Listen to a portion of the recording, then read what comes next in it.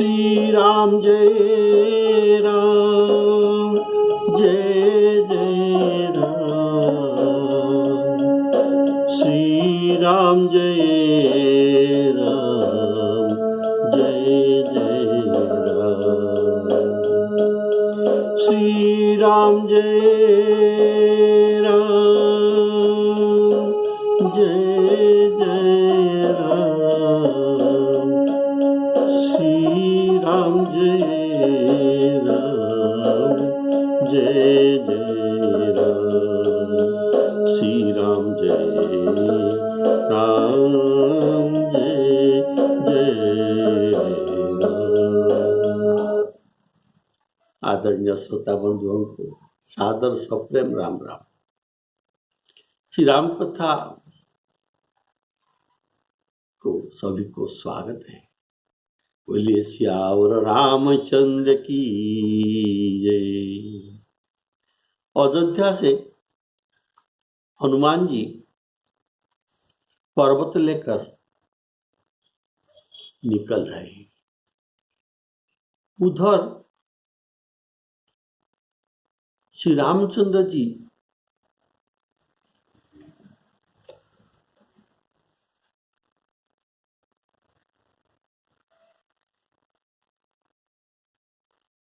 लक्ष्मण जी को देखकर प्राकृतिक मनुष्य के समान वचन बोलते हैं। आधी रात बीत गई, कपि नहीं आया। यह कहते हुए श्री रामचंद्र जी ने छोटे भाई लक्ष्मण जी को उठाकर छाती से लगा लिया और बोले, हे भाई, तुम्हारा स्वभाव तो सदा से ही कोमल रहा है। तुम तो कभी मुझे दुखी नहीं देखते।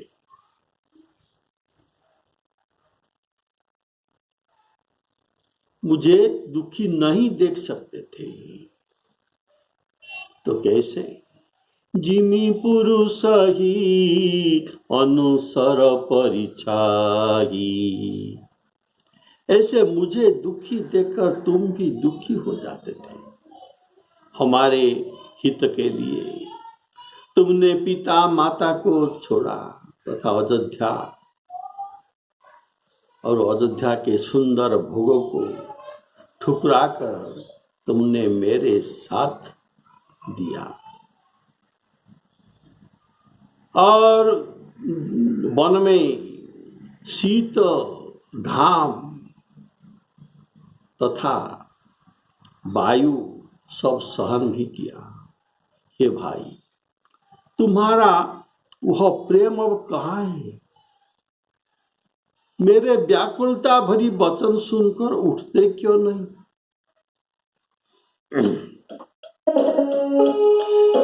वहाँ राम लक्ष्मण ही निहारी। बोले वचन मनुज अनुहारी।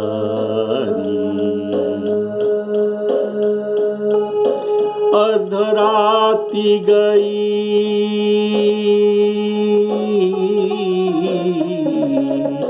कपि नहीं आए।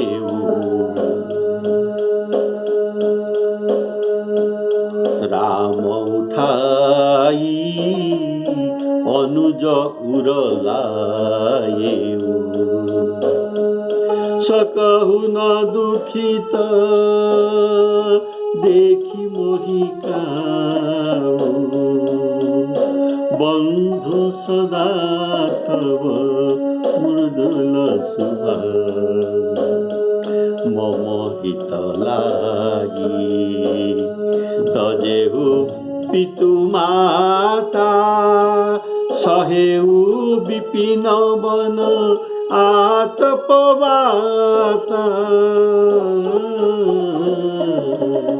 सो अनुराग कहाँ अब भाई। सो अनुराग कहाँ अब भाई। उठहु न सुनी मम बच बिकलाई। श्री राम जय राम, जय जय राम।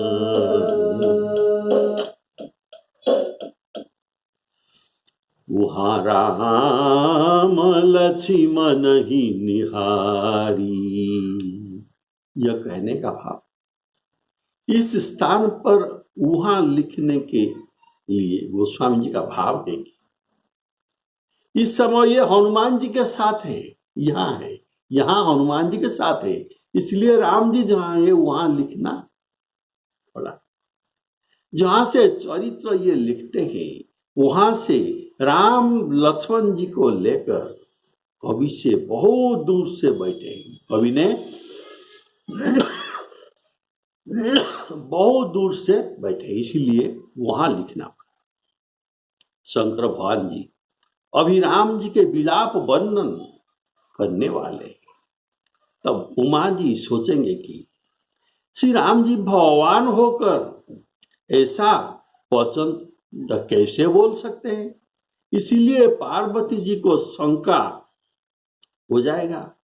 इसीलिए उनको श्री राम जी का विलाप प्रसंग में प्रारंभ में ही शंकर भगवान कहते हैं, राम जी जो बोल रहे हैं ये वचन मनुष्य को अनुसरण करके ये वचन बोलते हैं। मनुष्य जैसे वचन बोलते, लेकिन ये मनुष्य नहीं।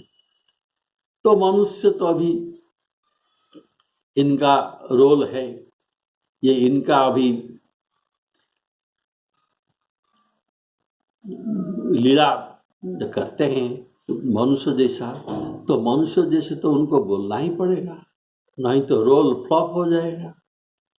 तो इसीलिए पहले इनको सावधान कर दिया कि अभी जो भगवान जी का वचन तुम सुनेंगे ये इनके मनुष्योचित वचन है, इसलिए शंका मत कर।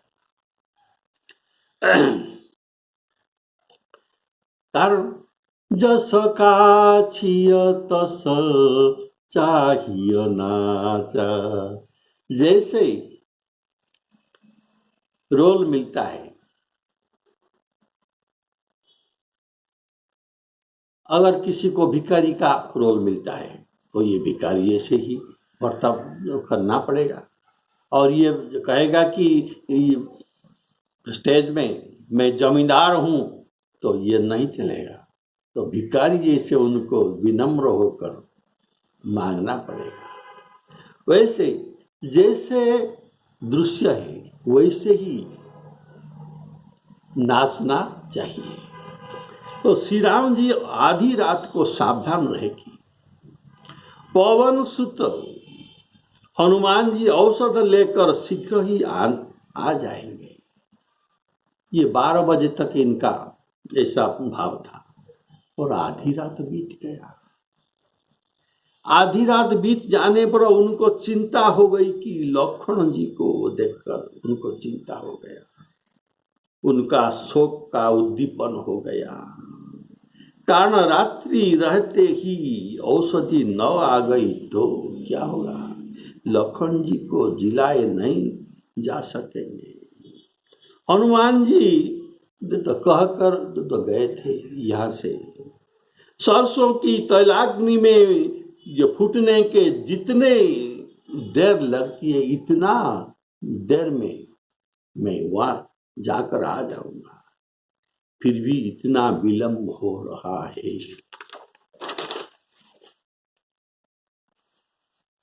ऐसे मन में बहुत प्रकार सोच चिंता आकर आता है।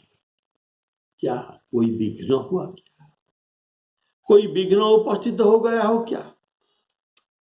इसीलिए यहाँ राम लक्ष्मण ही निहारी, बोले बचन मनुज अनुहारी। श्री राम जी के मन में तरह तरह की ऐसे भावनाएं उद्रेक होने लगा।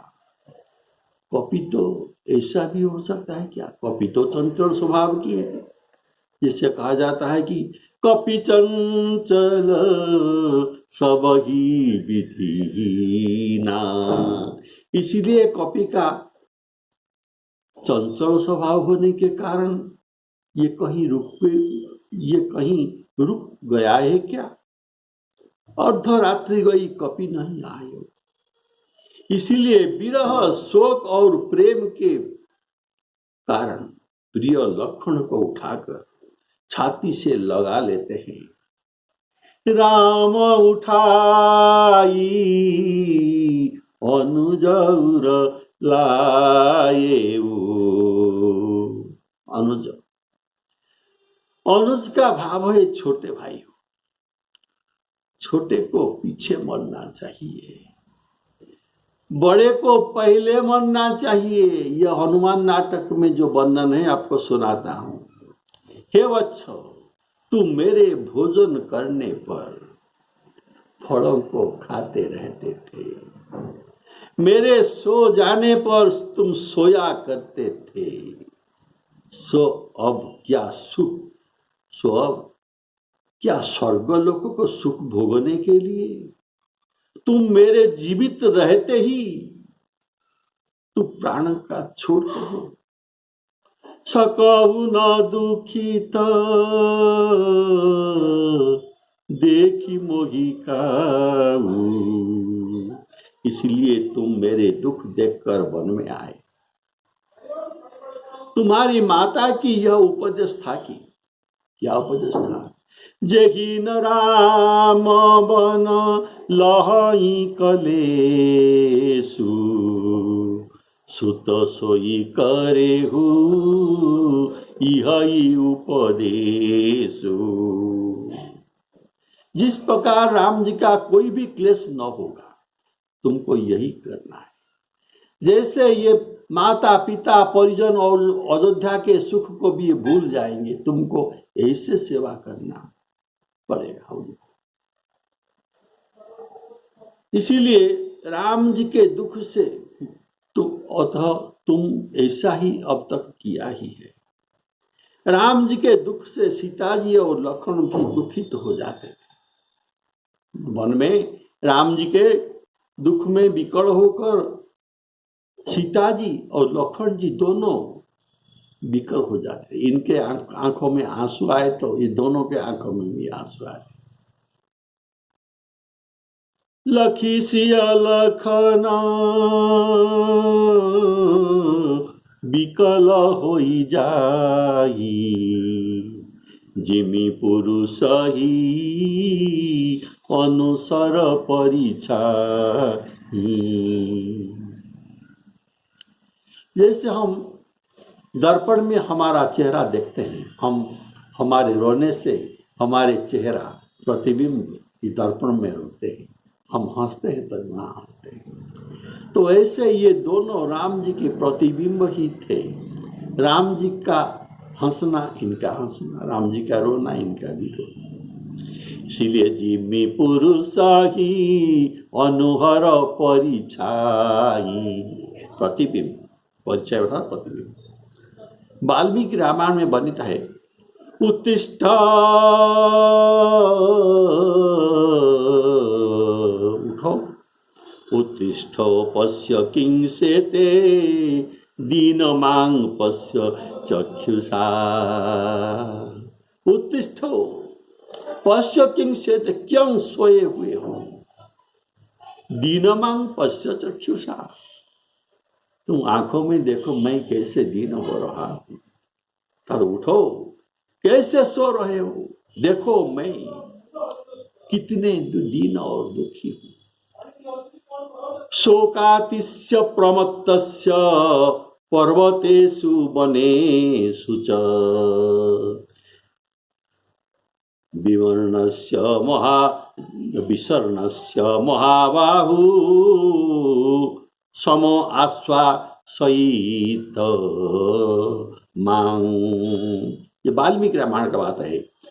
विसर्णस्य महाबाहु सम आश्वासयिता मां, अर्थात जब हम पर्वत और वन में शोकातुर होकर घूम रहे थे, प्रमत्त की तरह घूम रहे थे, अथवा तब तुम हमें समझाया करते थे। अर्थात आज भी हमें उठकर क्यों नहीं समझाते हो। सकहु न दुखित देखी मोहि काऊ, बंधु सदा तब मृदुला सुभाव। बंधु, बंधु अर्थात भाई। दुख में बंधु ही काम देते हैं, भाई ही काम देता है। अब क्यों दुख में तुम सहाय नहीं होते? देखो,